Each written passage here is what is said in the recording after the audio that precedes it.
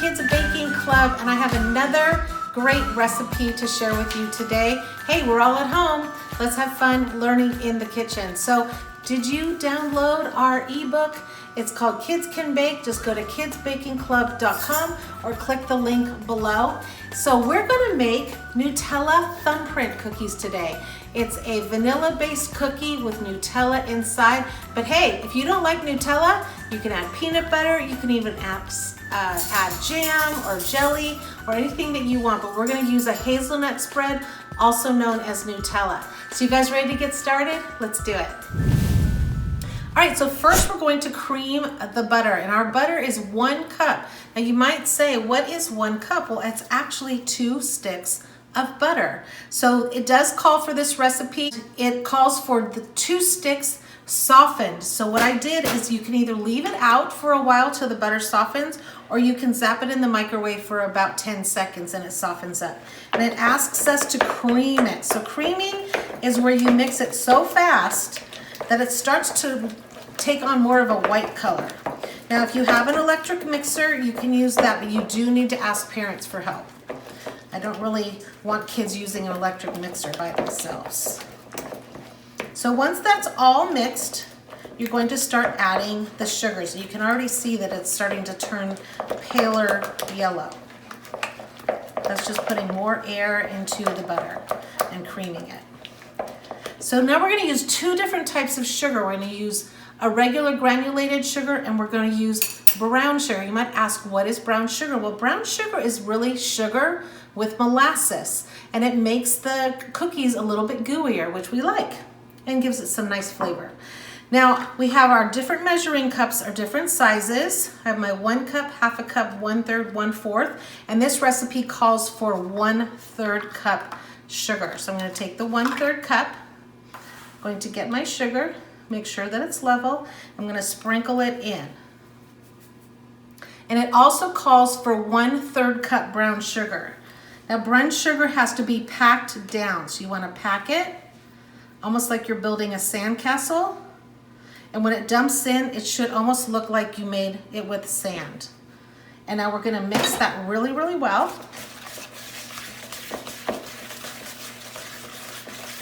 And this recipe calls for 1 egg, but they don't want the egg white.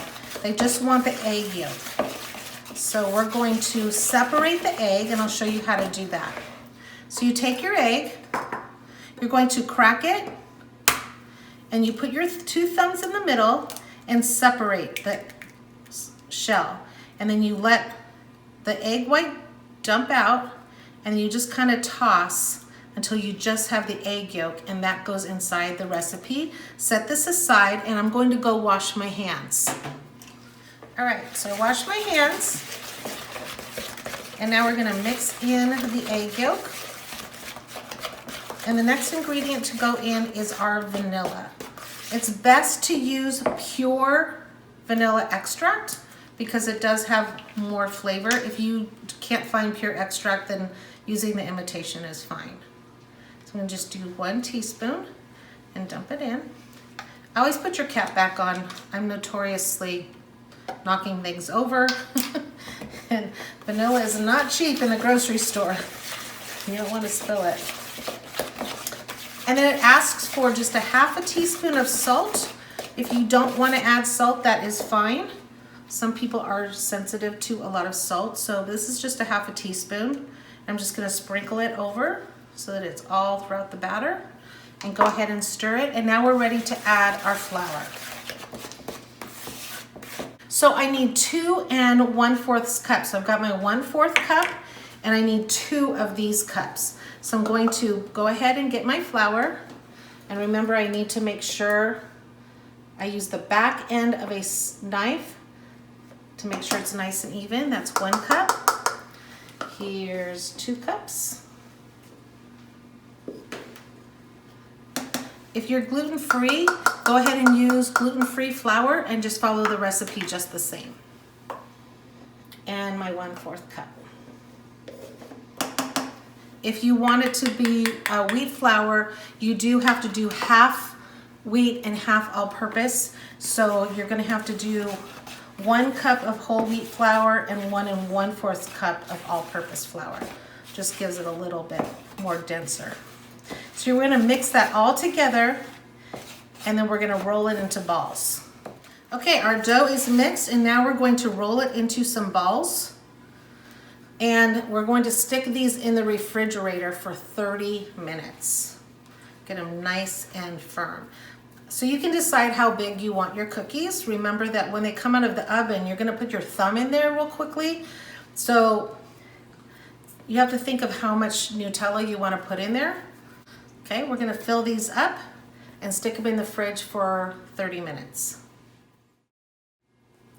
All right, so my cookies came out of the refrigerator. I put them on our pan with parchment paper, and I just took my thumb and pressed down. It's okay if they spread out a little bit.